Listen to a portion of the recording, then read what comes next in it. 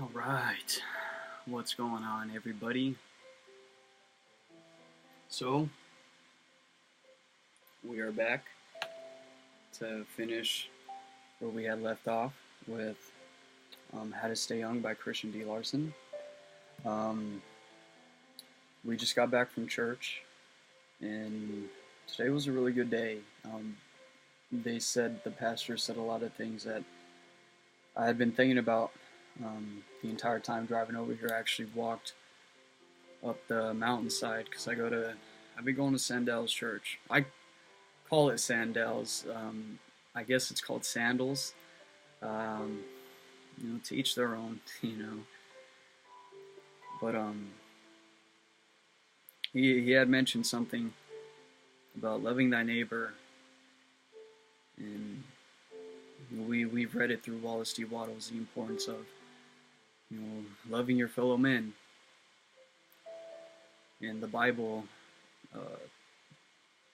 the Christ life. That's what the Christ life is. It's loving others unconditionally, regardless of what they do, just as God loves us unconditionally. As God is all love. Man is evil. Because I know I've done some things that I wouldn't feel that I deserve. What would you say? Forgiveness on? But you know what? God still does. And when we have to forgive other people and loving thy neighbor, we should never forget the things that we had also done. And that as much as we would like to be, and as much as you have an idea of being perfect, you're never going to be perfect. The only perfection there is the fact that we have imperfections. And it's only really until we accept that we're not perfect is when we actually could start doing things about it and moving in the right direction to making ourselves better. Because there's nothing worse than having the illusion that you have power over something. Because if you have an addiction, and the addiction is bringing more destruction than construction in your life, and you believe you have control over it, but in fact you don't, because you can't stop. You can't stop. You have to give up the fact that you have to give up the idea that you have control over it, because you don't. Actions speak louder than words. And if you keep continually taking action on it and you can't stop, then you need help. We need help. And, I have a lot of things in my life that I need to clean up. We're not perfect. We don't need to be.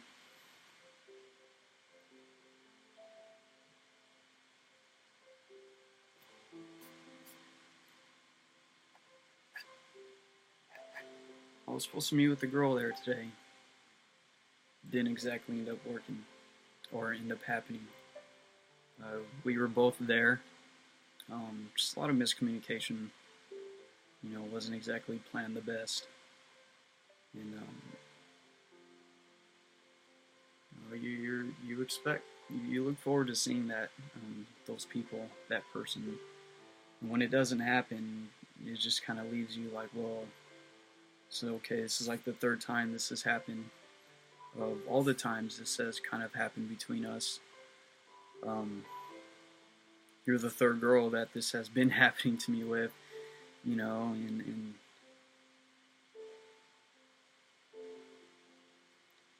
sometimes I wonder if it's just me, because it scares me. It really does. It scares me opening myself up like that. You're literally giving another person the power to... What the freak am I talking about? I'm talking about this girl like I'm freaking gonna be with her. Excuse my French, but for real, come on, Corey. She's not your girlfriend, bro. All it was a situation that had happened. You don't need to think about it. Let's just move on.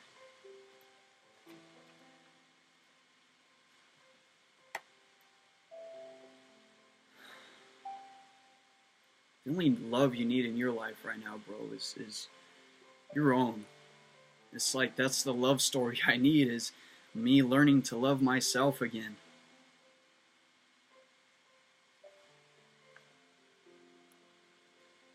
I do love myself.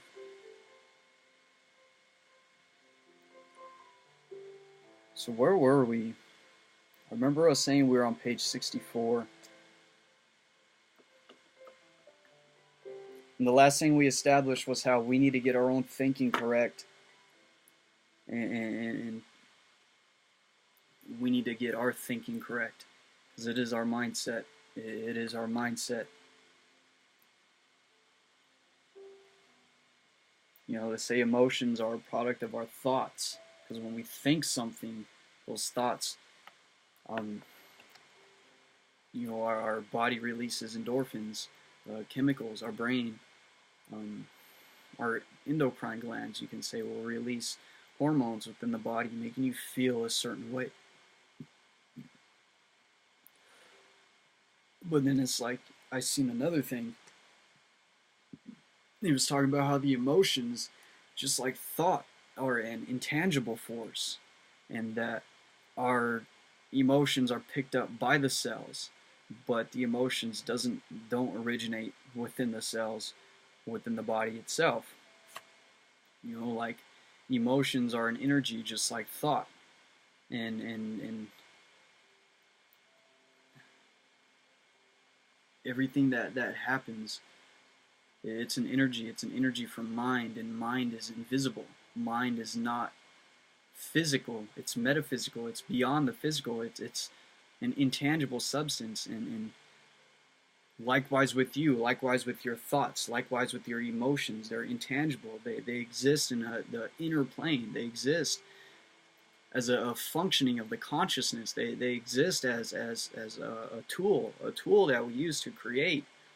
Because when we mix our emotions, when we meld our emotions with our thinking, and when we have our thinking correct, and when we realize that our awareness and our mind and our thoughts, that even that thought is a product of our mind and our spirit, and mind is what we are, that even thought being an activity, that we're greater than our thoughts, we're greater than our thinking, but yet at the same time we're only as great as our own thinking, because thought is the directing force of all of our mental energies.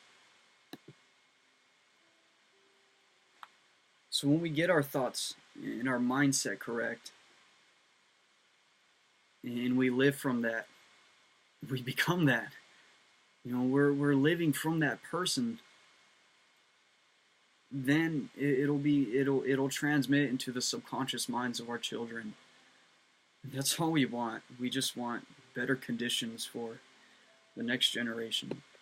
Like I said, I've had clients that I've trained, clients as young as 14, that have never even heard of the term mind before. I'm an individual that I didn't learn about it until I was 19. You know, I didn't start reading until I was 19. For granted, I read school books. It's not real books. Those aren't real books. Books like this are real books.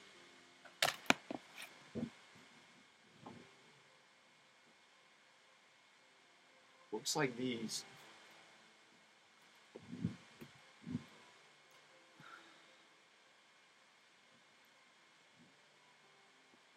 You know, for the last several years, God has been getting me to read the Bible. I don't know why I haven't read it yet. It's like I'm learning everything about Him through other people and not strictly from the Word of God. And that was something that had hit me today. And it's been told to me like 3 times. I recall This Bible in particular was given to me from a man. I had met him when I was working at LA Fitness, and we were talking about God, and we were talking about beliefs and the power of belief and thoughts. And he gave me this Bible, and I was just telling him that same week I had just found another Bible at the park, which was a bigger version of the same one that he had given me. This one I found at the park in the morning when I went for a walk, and this one was the one he gave me. It's the same one, it's just a compacted version. And he told me, God's calling out to you, son. And this was already a year and a half ago, and I still wonder why I haven't even took the initiative to even read it. In Scripture, there's so much Scripture. I have Scriptures written up on my wall, but it's like the main book I should be reading, right? And I always ask myself, what is the Christ life? I'm always asking, what does that mean? What does it mean to live as the Christ? Because from what I've learned, we are all the Christ, because Christ is the Spirit, and we are all this Spirit, embodying and living as a human being, and we have the power to create in our world just as God creates. But there is that morality, thought within itself uses a power from which we had come from. But it's our thoughts by itself have no power.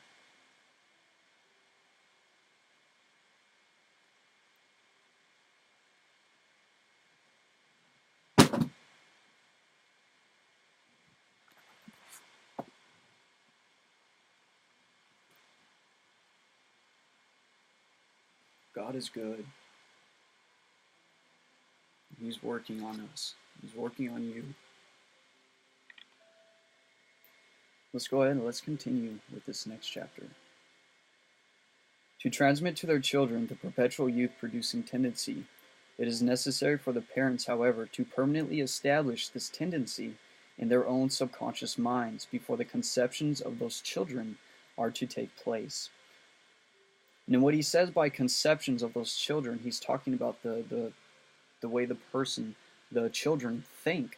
Once they develop their conscious portion of their mind and they start thinking for themselves, we build those mental pictures. Conceptions are another term for the mental images that we build within our mind.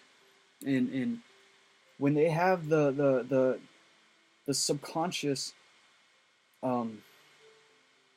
when we have those tendencies, once we get those tendencies established within the subconscious minds of our children, then their conceptions of themselves as being young will always be young. They'll understand the realities of it, and will realize it, and will always live from that truth. It is the law that whatever the parents have established in their own subconscious minds, they will transmit to their children. The possibilities of parenthood are therefore immeasurable, and to those who understand the unfoldment of these possibilities, than parenthood there is no greater greatness. There really isn't. I can't think of anything better than raising your own kid. Like you raising them, you teaching them life and how life works. There's nothing greater, because if you don't do that, it's like you're just going to have a kid, and all you're going to do is provide a house, if you even provide a house, and that's it.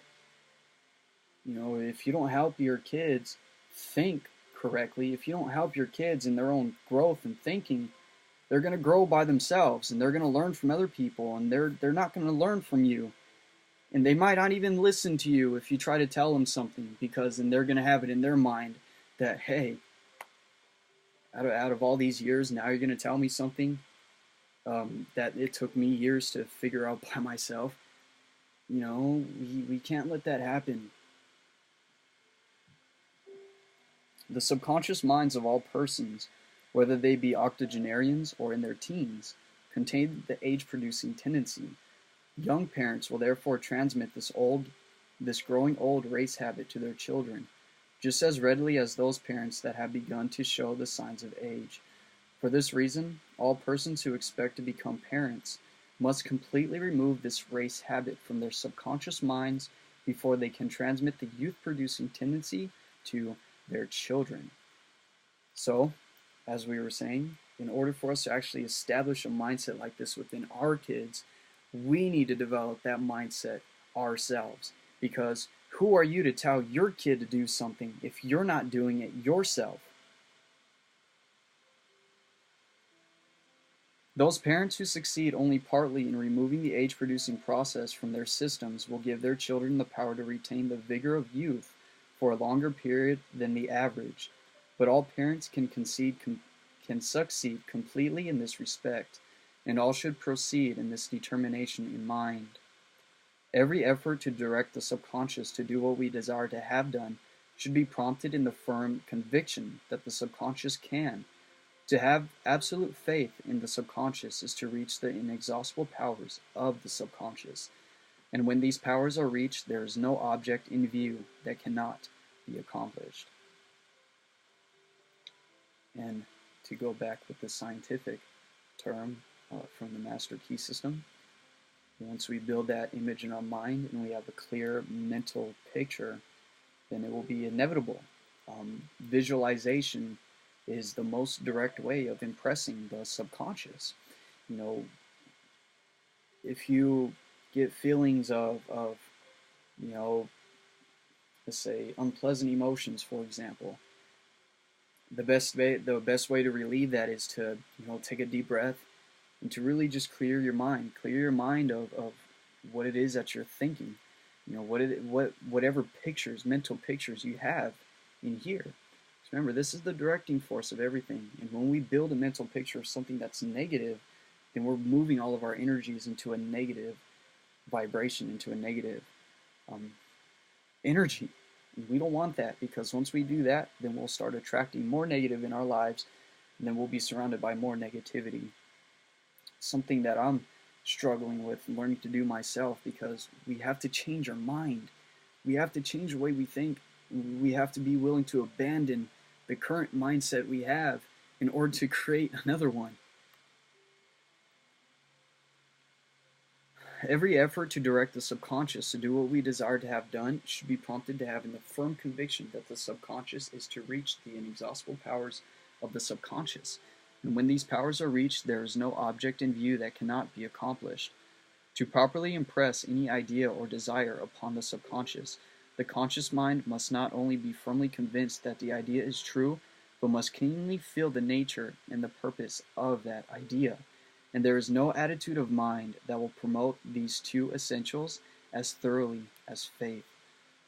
Every effort, therefore, is made in the training of the subconscious should be permitted with strong, invincible faith. The fact that the body is being constantly renewed makes it possible for the subconscious not only to perpetuate the elements of youth in the body, but also to constantly improve everything in the human personality.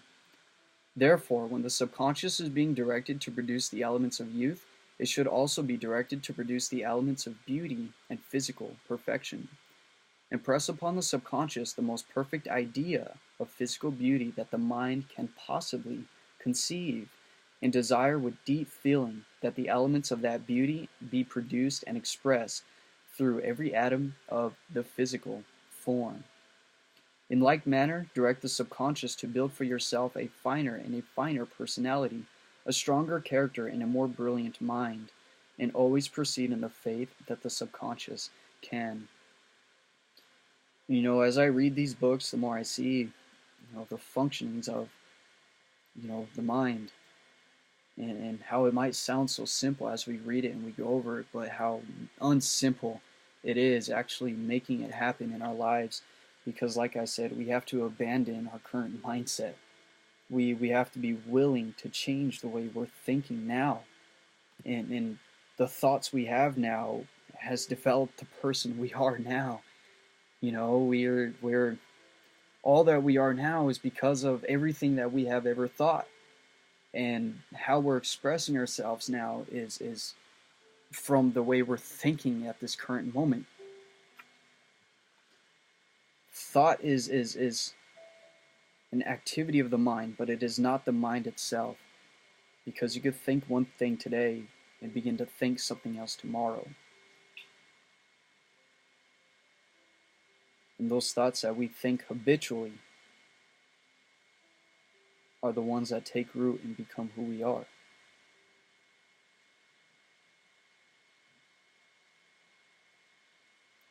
When we have a thought that's not pleasant, we don't need to worry about it in the beginning, because it has no power.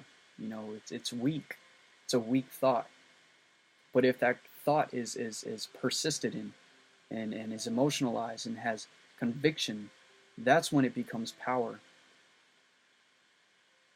Just like with thinking, when we think, we set brain cells into activity, but we have to keep repeating what it is that we're thinking in order for it to be remembered. The reason being is because the brain cells haven't yet yielded to the new thought yet. This is what they say this is how he explains it in the Master Key system, that we have to refine the thought, we have to keep thinking the thought, we have to be continuous in our thought on that thought. You know, we have to maintain a steady stream of consciousness, and our brain cells will begin to yield themselves to those thoughts, and they'll start grabbing hold of those thoughts, and that's when it becomes subconscious, and then it just becomes your habitual way of thinking. And they say we could do the same thing with healing the body. We talked about this in another video. If we concentrate our energies into our finger, eventually we're going to start to feel a pulse at our fingertip. The reason being is that since we're concentrating our conscious mind, remember, our body responds to the mind, and all your blood, the majority of your blood is rushing to that point within your finger, because that's where your blood is being concentrated. That's where your mind is concentrating itself on. So when just like the brain, when we think specific thoughts, when we think about those things, about an injury we have, or a growth hormone, they go over growths that people have, conditions that people develop within their body because of their negative thinking. And the only way they could remove those conditions, because they've done surgeries to remove it, but then they end up growing back.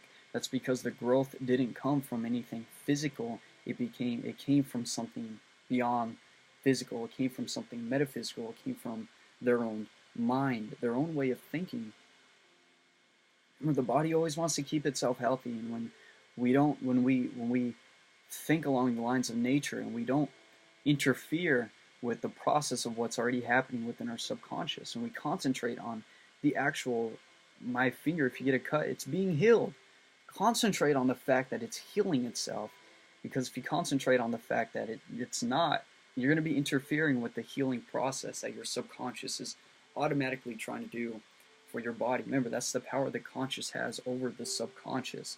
That is the reason why we are able to direct this infinite energy, you know, this source of power we have within ourselves. Okay, so let's go ahead and move on. Where are we? Okay. The fact that the body is constantly, I'm just going to go and read it from right here. The fact that the body is constantly renewed makes it possible for the subconscious not only to perpetuate the elements of youth in the body, but also to constantly improve everything in the human personality. Therefore, when the subconscious is being directed to produce the elements of youth, it should also be directed to produce the elements of beauty and physical perfection. Impress upon the subconscious the most perfect idea of physical beauty that the mind can possibly conceive, and desire with deep feeling that the elements of that beauty be produced and expressed through every atom of the physical form. In like manner, direct the subconscious to build for yourself a finer and finer personality, a stronger character, and a more brilliant mind, and always proceed in the faith that the subconscious can. Whenever you think of yourself, mentally see yourself as the picture of health, youth, and vigor, and introduce into that picture the most perfect idea of physical beauty that you can possibly imagine. This picture should be daily impressed upon the subconscious. That is, while holding the picture in mind, think of the subconscious with deep feeling and try to feel that the elements of the picture are being appropriated by the subconscious. Every mental picture that is properly impressed upon the subconscious will be reproduced in the human system, because whatever is impressed upon the subconscious will be developed and expressed in the personality. To mentally live in the world of this picture will aid remarkably in bringing the nature of the picture into the subconscious, and this is especially true when the mind pictures itself in the world of health and youth. To mentally live in a certain state or attitude is to take that state or attitude into the subconscious. That which we live will invariably impress upon the subconscious. Therefore, to perpetually live in the spirit of youth is to cause the subconscious to perpetually create the elements of youth. You have to create it habitually. You have to keep at it. You have to live it. To live in the belief that you are growing older every year is to direct the subconscious to make you feel older and look older every year. And this is what nearly every person is doing, though principally through the force of habit, the race habit, and through the lack of education. Living naturally. Well, I don't know what that even means. What does it mean to live naturally? In my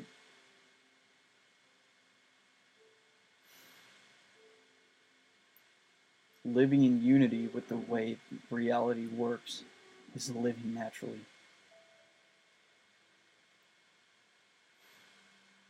To remove the tendency of the hair to change its color at those periods when race thought expects it to change, direct the subconscious to perpetuate the natural color of the hair.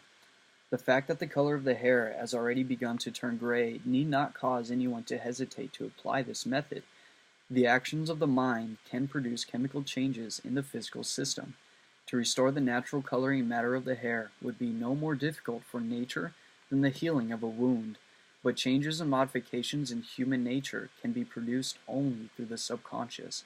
Therefore, the subconscious must first be directed to do what we wish to have done. To direct the subconscious to perpetuate the natural color of the hair, picture this color as clearly as possible in mind. Then, with deep feeling, impress the soul of this picture upon the subconscious. That is, place your thought in the very soul or inner life of that color. Live from that image and impress that thought upon the depths of the subconscious life. Neville Goddard, going back to Neville Goddard and how he would talk about living from the picture. Don't think of the picture. Live from that picture. Enter into that image and live from that image. That is the way of bringing that reality into being. That is the way to start moving in another direction. To just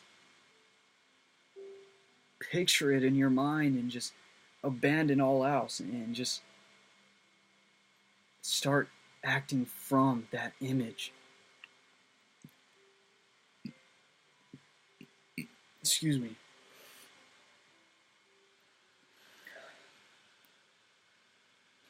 To mentally live in the absolute faith that the subconscious is perpetuating the natural color of the hair is sufficient where the color has begun to change.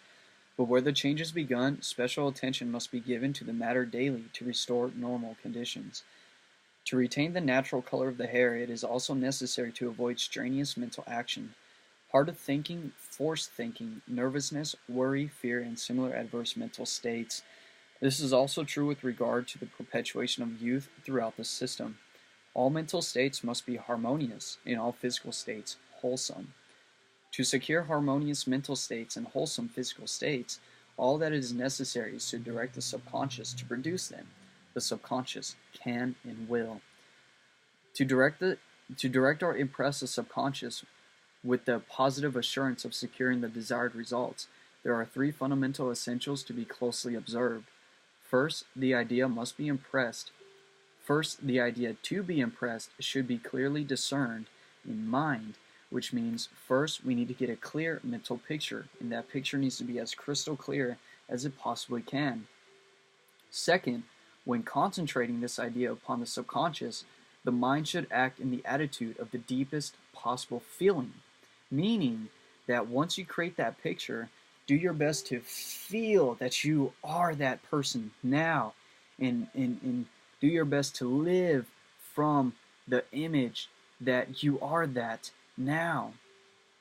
You know, the name of God, and I am that, I am strong, I am, and picture yourself as being strong, the strongest form of yourself that you can imagine yourself to be. Picture yourself as that. Feel it. Try to emotionalize it as much as you can. Believe in that about yourself as much as you can, and live from that. Eventually, it will become subconscious, and it'll become who you are. Remember, we have the ability to create, and that's what creation consists of. We have to abandon all else for the states that we desire. We desire to live. And third, the real existence of the subconscious mind itself should be felt in every part of the personality, meaning that you should believe that to be your being, to every atom of your being. Believe that to be you. Believe that as you, because that is you. That is you. You know, as mind, you're building that picture. And if that's how you want to see yourself as, and that's how you want to be, then by all means, go out there and be it. The subconscious mind occupies the entire personality and fills every atom with its finer mental life.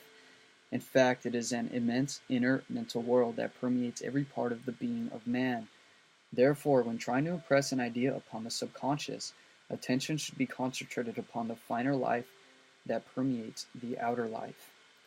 When the conscious mind feels the finer life of the subconscious mind, the thought of the conscious mind is in contact with the power of the subconscious, and whatever the conscious mind during this contact may desire to have done, the subconscious will proceed to do. This contact will always proceed when the conscious mind is in the attitude of deep feeling, and which is why we need to practice the attitude of gratitude. We need to be grateful for the things we have. We need to be grateful for it. Remember, there's always somebody that has less than you, and there's always people that have more than you that are not as happy, that are not happy. Material things does not make us happy. Having things of the material does not make you happy. But when you have somebody tell you how much you've helped them in their thinking, when you have somebody tell you how much, and they look you straight in the eye and tell you, thank you for helping me change my life, and to reaching my goals, and to setting my goals, and to being there to push me and to motivate me, that's reality. Because those are the feelings of gratitude that's always going to stay with you. And no matter what, regardless of what you're going through, you're always going to be able to look at that and be like, you know what?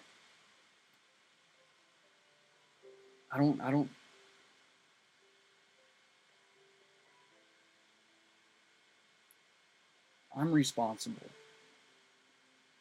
I don't need to let this negativity get in my ship and drown my positivity and sink me. Remember that the watchman of the gate, the conscious mind, the protector and guardian of the subconscious.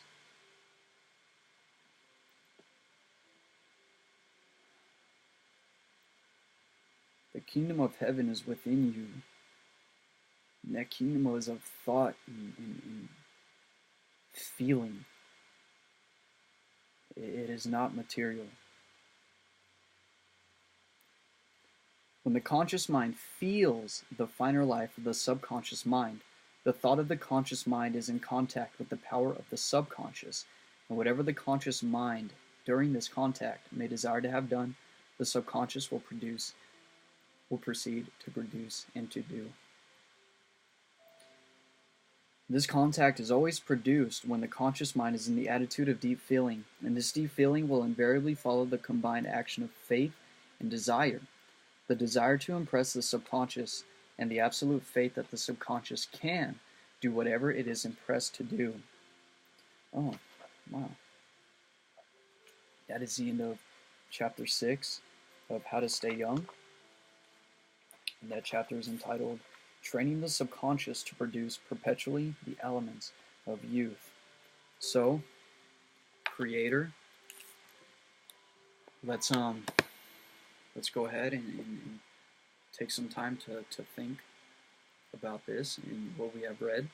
Remember that all possession is based on consciousness, and that we need to think about the things that we read and not just read them. You know, we need to think about what we have read. Just remember, just like the thought and with the brain cell, we have to continuously repeat it and to go over it until we remember it, until we learn it, and we understand it.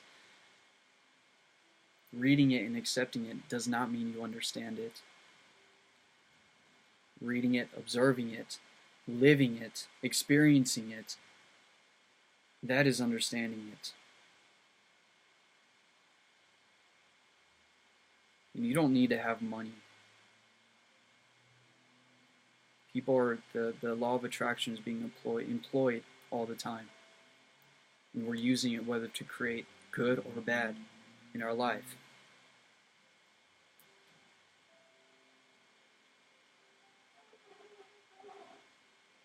I'm 23 years old, guys. I'm not perfect. I have a lot of work to do. I have a lot of my own baggage to clean. And, you know, remember, we can't just expect it to be good. We can't just expect to be great overnight. It takes a lot of time. A lot of time, a lot of work, a lot of conscious effort. So with that being said, we're going to go ahead and end this right here. If you made it to this video, thank you so much for watching. I will see you on the other side of the galaxy.